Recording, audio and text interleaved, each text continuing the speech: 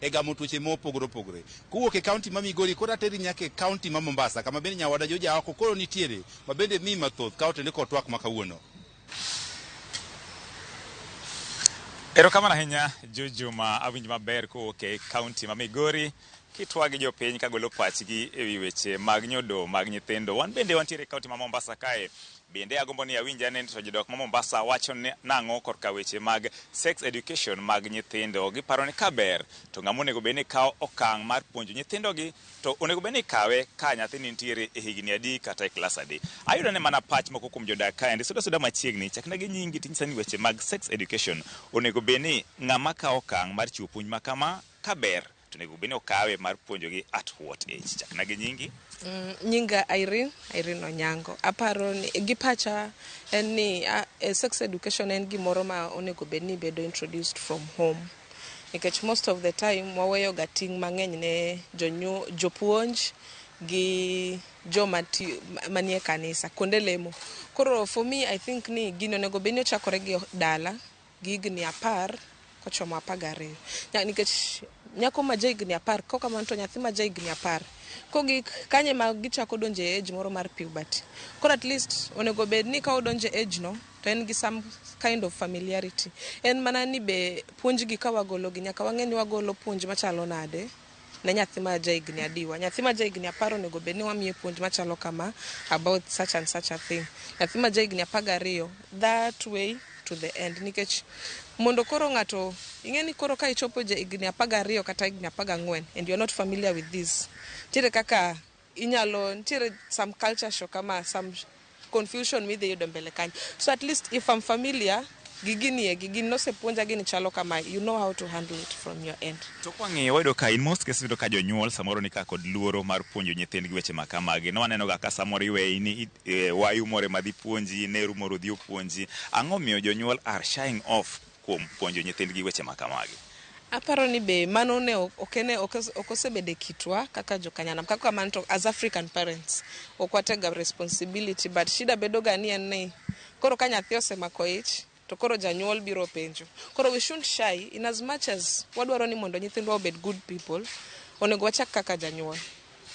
Onego kik wa shy off ni gini okosebedo katimore. The world has changed a lot. Nyathi ma jahigni 10 can have access to sex content oko ka janyuol ne okong'eyo. Koro it's better ka gini chakore gi ot gi ega machon. Erokamano. Wayudo Jodak machielo kendo achiel kuom jotelo e kaunti ma Mombasa kaendi. Chakna gi nyingi tinyisa ni to twak ma wabago kawuono ni mar weche mag sex education iparo ni onego bed ni ichake kanye at what age?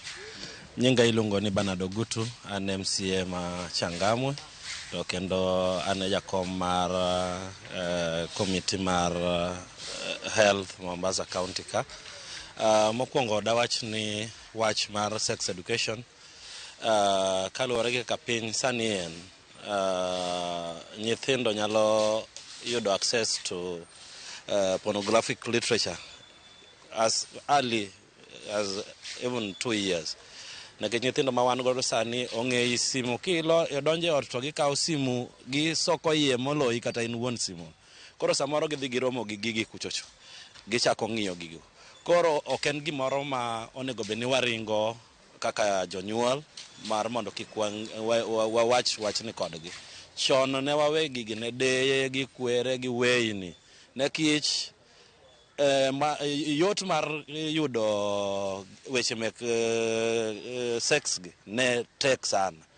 Koro sani to en gima nyaka warakre godo kabisa. Nekech ka ok warakore godo nyithindo gibiro yudo tabu.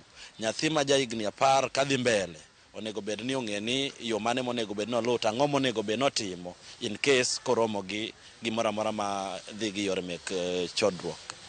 Nitiere osebedo ga twak osebedo ma iwacho ni okay samoro wanyalo chako puonjo gigi nyithinde e school to samoro nyathi moro ne innocent gigi nokia koro samoro ma bende expose koro gikoni ma nyalo miyo koro nyathini donjore e gigi to nitie jomoko mabe koni onego bed ni nyithindo gi chak puonj chon weche ma kama mondo miyo konygi e thuolo maber. Akia ni in kaka ng'e ni in e health mar committee kaka e kaunti ma Mombasa kaendi iparo ni chenro magi monego bed ni iketo mar temo puonjo nyithindo weche ma kamagi? Pasha en ni nyathi ma innocent cha nitiere peer pressure. Jowete gi moko bro bet ni oseyudo to en pok oyudo to biro godo e school kacha cha to omiye perception mopogore kuom wechego. Ibro yudo ka yo mobro kawo kata kaka obro kawo gino obro tiyo kode gi kaluwore gi kaka nyithindo wetegi kawo nyisogi. Koro en thuolo maber mar ni wabed gi nafas mar puonjo nyithindogi, bede sikul, bede ot, ata ka wan gi yore ma wanyalo timo godo through the community nyalo bet maber. Nekech ka ok watimo ni waluor ni ma innocent cha, onge nyathi ma innocent. Ibro yudo ni seche moko okwalo simbi obet ino king'e ni odhi godo oyudo information aina. Koro ber ni wamiyo gi right information chakre kapod gine age maber mondo mi rakre gi wach mar sex education. Erokamano.